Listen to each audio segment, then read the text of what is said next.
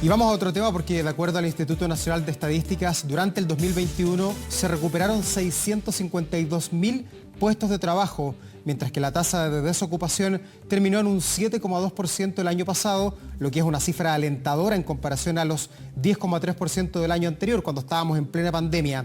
Queremos analizar la trayectoria del empleo en nuestro país junto a Juan Bravo, director del Observatorio del Contexto Económico de la Universidad Diego Portales. ¿Cómo está, Juan? Un gusto saludarlo como siempre.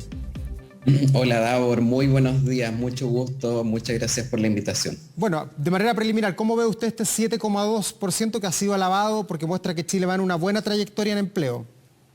Ujú.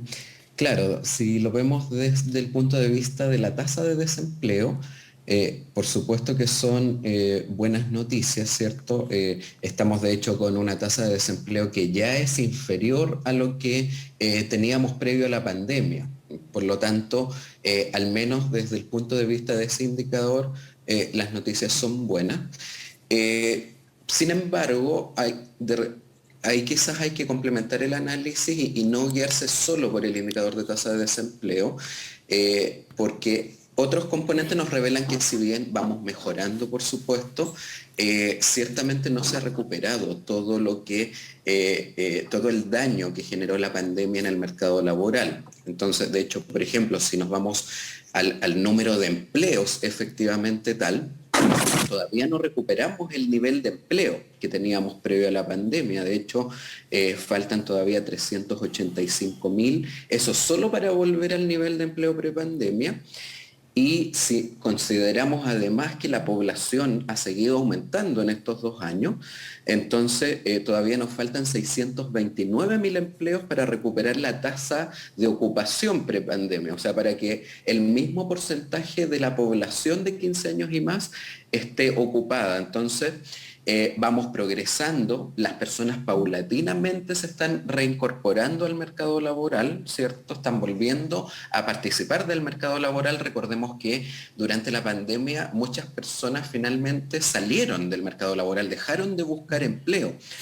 Y por lo tanto ahora se están recuperando, pero todavía las personas no están participando las mismas personas que participaban previo a la pandemia y tampoco tenemos el mismo número de empleos que teníamos previo a la pandemia. Entonces, son buenas noticias, por supuesto que son alentadoras porque ya llevamos un semestre completo donde todos los meses hemos visto que es cierto que aumenta la fuerza laboral, lo que quiere decir que las personas se van reincorporando, que el empleo va aumentando, pero este es un proceso gradual que no ha terminado y, repito entonces, todavía no hemos recuperado todos los empleos que destruyó esta pandemia. Claro, Juan, son 385.000 los empleos que faltan todavía si es que uno compara cuando comenzó esta pandemia que se extiende y se extiende por Chile y el mundo. ¿Qué más tiene que hacer, no sé, el Estado, el Ministerio de Economía para poder estimular a que se contraten personas, a que puedan tener un contrato fijo con beneficios, con todas las normas de nuestro país? ¿Qué más se puede hacer? Porque uno ve que prácticamente todos los sectores de la economía ya están reabriendo. Hay algunos que están un poco más atrasados, quizás el sector aéreo, el sector del turismo, que todavía tiene algo de temor por la pandemia, pero el resto está todo abierto ya, pues. Claro, a ver, en primer lugar yo diría que se han tomado medidas que apuntan en el sentido correcto, como por ejemplo la implementación del IFE laboral. Cuando esto lo vimos en los dos periodos que se levantaron las restricciones, lo vimos en 2020 y lo vimos ahora cuando terminó la segunda ronda de cuarentenas masivas, que lo primero que ocurre cuando se levantan las restricciones después de una cuarentena es que lo que lidera es el empleo informal, empleo más precario, ¿cierto? Con menores ingresos de menor calidad. Y eso tiene que ver justamente con la incertidumbre sanitaria que sigue persistiendo incluso pese a haberse levantado las cuarentenas. Entonces, en ese sentido, el IFE laboral era una medida que era necesaria para poder apuntalar la recuperación de empleo, pero con empleos formales. ¿Sí? Y eso se ha logrado. De hecho, si miramos la cifra del último mes, donde se crean 120.000 empleos respecto al periodo, al reporte del mes previo, 81.000 son formales. O sea, la mayoría de los empleos creados en el último mes fueron efectivamente formales y la mayoría de esos fueron asalariados formales en el sector privado. Y claramente eso indica que el IFE laboral ha tenido éxito en el sentido de cumplir su objetivo, que era eso, apuntalar el empleo, pero no queremos cualquier recuperación de empleo, sino que una recuperación con empleos de calidad. Ahora el punto, y esto es importante, el IFE laboral se acaba en principio en marzo de este año. Pero uno siempre tiene que tener estas medidas, usarlas de manera flexible, dependiendo de la situación que se está viviendo en cada momento. Y lo que estamos viendo hoy, a diferencia de hace 2 meses atrás, es que los contagios están aumentando de manera considerable, ¿cierto? Aquí ha habido una aceleración de contagios muy, muy elevada.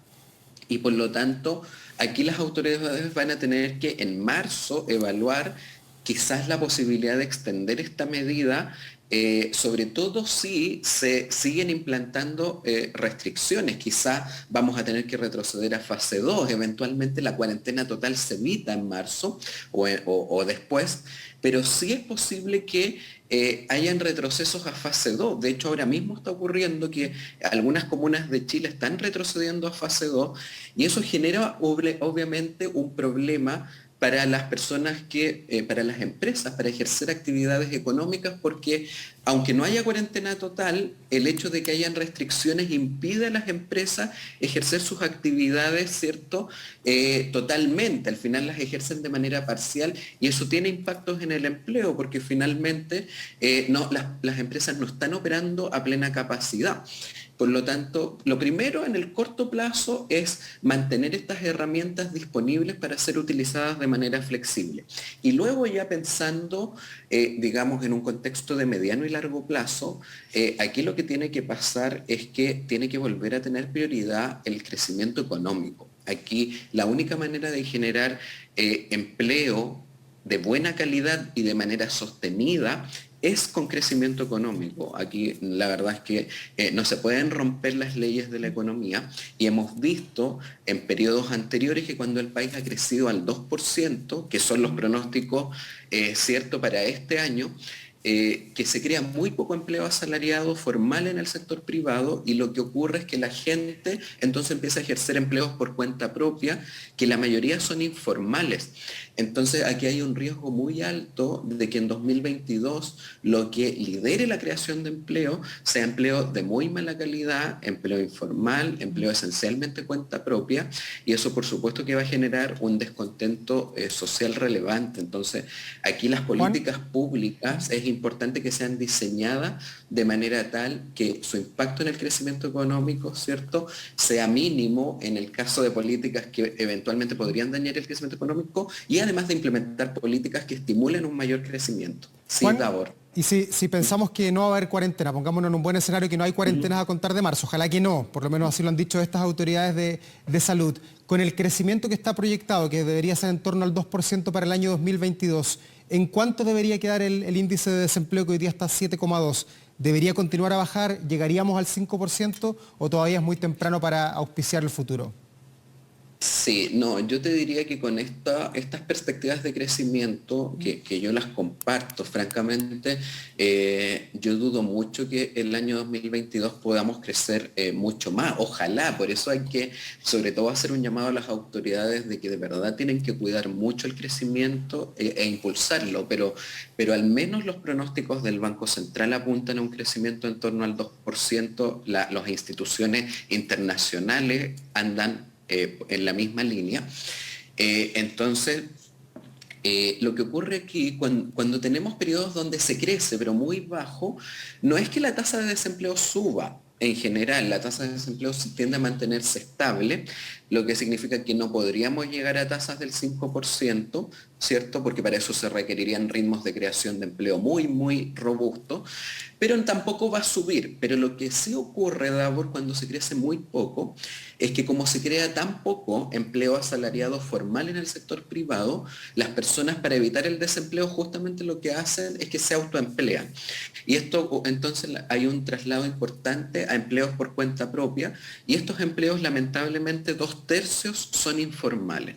Entonces, lo que ocurre es que más bien hay un cambio de composición en el empleo hacia un liderazgo del empleo de muy mala calidad.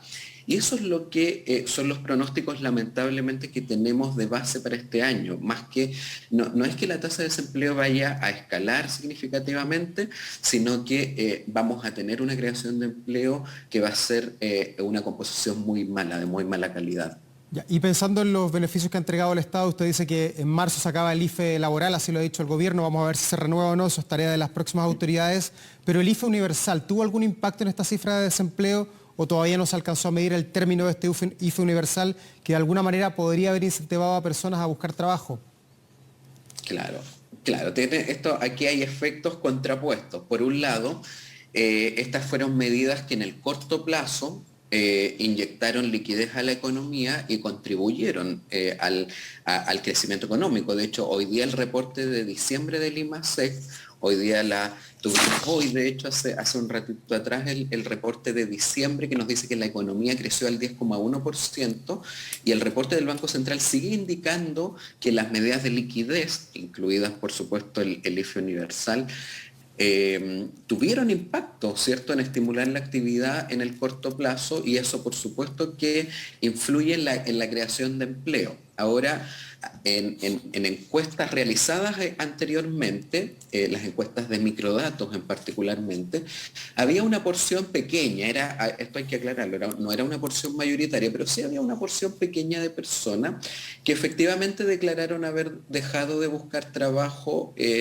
por la existencia de estas ayudas. En general, lo que uno esperaría es que cuando hay ayudas transitorias como el IFE universal, que las personas saben que va a durar unos pocos meses y luego se va a acabar, las personas no rechazan un trabajo, una buena oportunidad laboral con buen salario, ¿cierto? Estable, un trabajo estable, con contrato indefinido, por una ayuda que sabe que es transitoria.